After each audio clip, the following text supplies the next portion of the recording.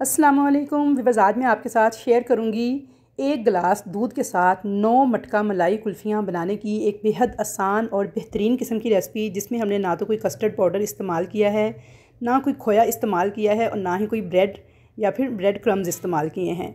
बग़ैर bread crumbs के, बग़ैर खोए के मज़ेदार सी मलाई कुल्फ़ी आप घर पे बना के तैयार कर सकते हैं, बहुत कम बजट में रहते हुए। और इतनी लजीज, इतनी बेहतरीन बन के तैयार हुई थी कि खाने वाले उंगलियां चाटते रह गए थे।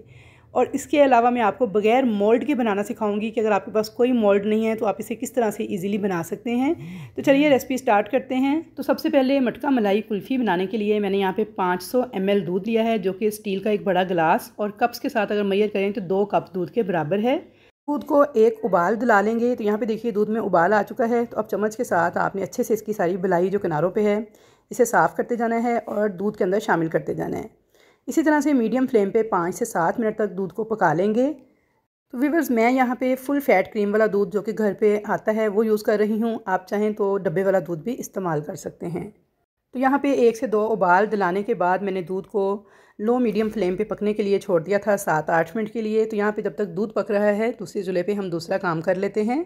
तो यहाँ पे मैंने एक फ्राइंग पैन लिया है, इसके अंदर मैंने डाल दी है 5 टेबल स्पून चीनी। चीनी को इस तरह से फैला के डाल देंगे और फ्लेम को ऑन कर देंगे। जब तक चीनी मेल्ट होना स्टार्ट करती है तब तक हम यहाँ पे 1 टेबल स्पून लेंगे कॉर्नफ्लोर, और आधा कप मैंने लिया है दूध, जो कि नॉर्मल टेम्परेचर पे है, ना ठंडा ना गर्म। इसके अंदर इस कॉर्नफ्लोर को अच्छी तरह से मिक्स करके एक घोल तैयार कर लेंगे। इसे हम इस्तेमाल करेंगे मलाई कुल्फ़ी बनाने के लिए, तो इसलिए इस घोल को आपने पहले से तैयार करके रखना है।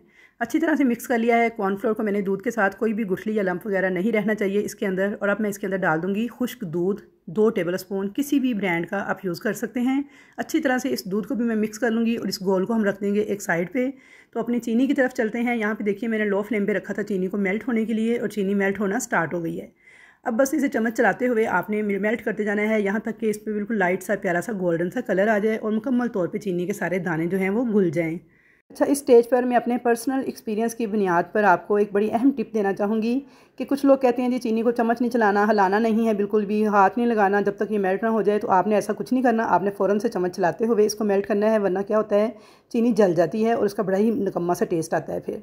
तो इसलिए कुछ भी नहीं होगा, आपने बस चम्मच चलाते हुए लो फ्लेम पे इसको इस तरह से मेल्ट कर लेना है। यहाँ पे देखिए चीनी मेरी मुकम्मल तौर पे मेल्ट हो गई है। कलर देखिए कितना प्यारा सा गोल्डन सा आ गया है इस पर।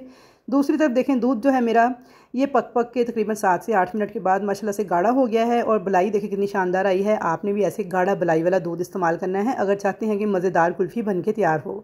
तो अब इस दूध को मैं उठाऊँगी। 7 से 8 मिनट टोटल मैंने दूध को पकाया है लो फ्लेम पर उबाल दिलाने के बाद। अब इस दूध को मैं उठाऊंगी और उठा के इस कैरमलाइज़ की हुई चीनी के अंदर ऐड कर दूंगी। यहाँ पे मैंने फ्लेम जो है ऑफ़ कर दिया था चीनी के नीचे। दूध को ऐड करने के बाद मैं दोबारा से फ्लेम ऑन कर लूँगी, और अब चम्मच चलाते हुए मैं इस दूध को मीडियम फ्लेम पे इतना पकाऊंगी कि ये जितनी भी कैरमलाइज़ की हुई चीनी है सारी की सारी दूध के साथ मिक्स हो जाएगी। और यहाँ पे देखिए जैसे ही आप इसमें दूध डालेंगे ना, चीनी एक गट्टा की शक्ल में बन जाएगी, ऐसे सख्त सी ना, जैसे गट्टा सा होता है। लेकिन आपने परेशान नहीं होना, बस हल्की स्पीड पर आपने चम्मच को चलाते जाना है। तो ये सारी चीनी जो से घुल के तो दूध के अंदर शामिल हो जाएगी, और दूध का बड़ा ही प्यारा सा रबड़ी की तरह का कलर आ जाएगा। मलाई कुल्फ़ी का जो कलर होता है वो कलर आ जाएगा। तो यहाँ पे लो मीडियम फ्लेम पे मैंने जो कैरमलाइज़ चीनी थी उसके मुकम्मल तौर पे घुलने तक इसको पका लिया था। बस जैसे ही चीनी सारी घुल जाए तो अब हम इसके अंदर जो गोल हमने तैयार करके रखा था अच्छी तरह से पहले उसे मिक्स करेंगे। उसके बाद इसे इस दूध में शामिल कर देंगे।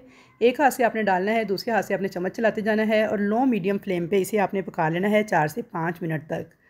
4 से 5 मिनट तक मैंने घोल डालने के बाद इसे अच्छे से पका लिया था चम्मच चलाते हुए, और ये देखिए माशाल्लाह से कितनी गाढ़ी सी ये रबड़ी की तरह की तैयार हो गई है। अब थोड़े से बादाम और सब्ज़ इलायची मैंने पीस कर ली है। बिल्कुल आपने पाउडर नहीं बनाना, थोड़ा दरदरा सा पीसना है। बादाम, इलायची, काजू जो भी आप शामिल करना चाहें, ड्राई फ्रूट्स, वो मैंने इसमें ऐड कर दिया है। साथ ही आधे कप के बराबर मैंने दूध की जो बलाई होती है घर में जमा की हुई वो डाल दी है। आप चाहें तो फ्रेश क्रीम भी यूज़ कर सकते हैं जो पैकेट वाली होती है, वरना घर की बलाई भी। अच्छी तरह से इन तमाम चीज़ों को मिक्स कर देंगे, और अब फ्लेम को मैं ऑफ़ कर दूँगी और इसे मैं मुकम्मल तौर पे ठंडा कर लूँगी। तो यहाँ पे एक अहम टिप ये है कि जब आपने इसे ठंडा करने के लिए छोड़ना है तो आपने वक्तन फ़वक्तन इसमें चम्मच चलाते जाना है, ताकि इसके ऊपर स्किन ना आने पाए, वरना उससे क्या होगा हमारी मलाई कुल्फ़ी का जो टेक्सचर है ना वो अच्छा नहीं आएगा।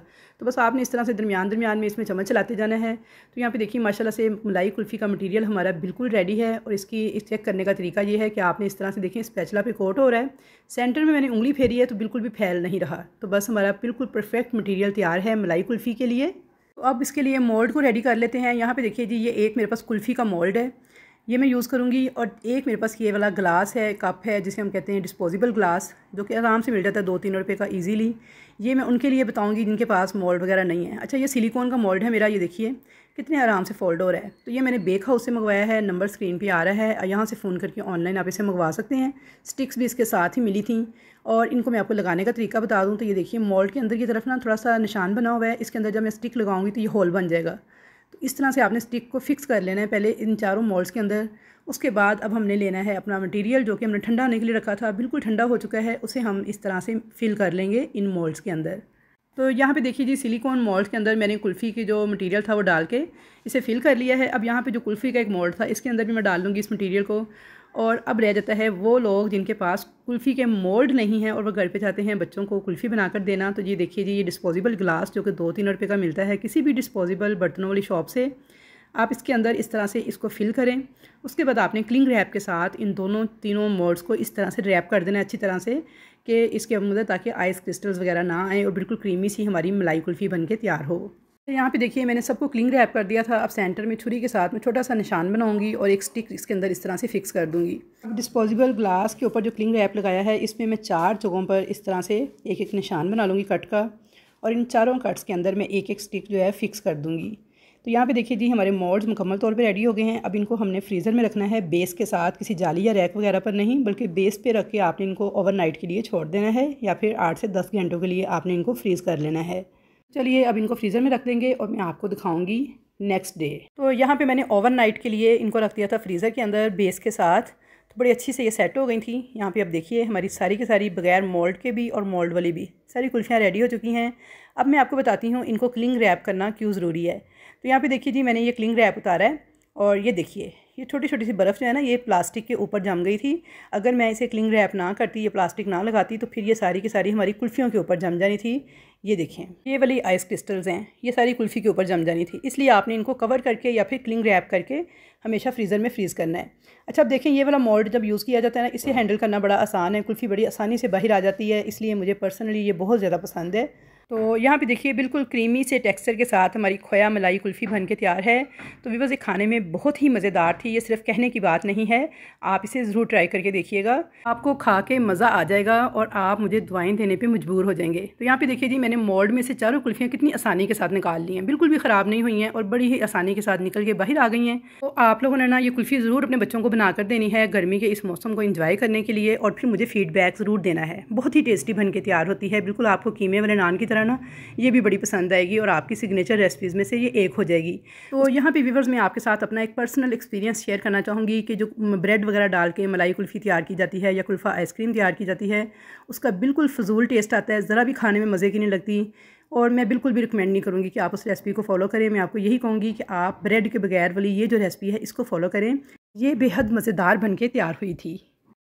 अब यहाँ पे देखिए जी, ये जो कुल्फ़ी हमने बगैर मोल्ड के ग्लास के अंदर जमाई थी, इससे हमारी 4 कुल्फ़ियाँ बन के तैयार होंगी, और ये जिनके पास मोल्ड वगैरह नहीं है ना, उनके लिए बेस्ट है। अच्छा, यहाँ पे देखिए ये पेपर का ग्लास था, इसे हम कट कर लेंगे इस तरीके से और ऊपर से उतार देंगे। बड़ी आसानी के साथ कट के ये ऊपर से देखें अलग हो गया है, कुल्फ़ी हमारी डीमोल्ड हो गई है। अब इसे हम छुरी से इस तरह से पहले 2 टुकड़ों में और फिर दरमियान से 4 टुकड़ों में तकसीम कर लेंगे, तो हमारी 4 बेहतरीन खोया मलाई कुल्फ़ियाँ बन के तैयार हो जाएंगी बगैर किसी मोल्ड के।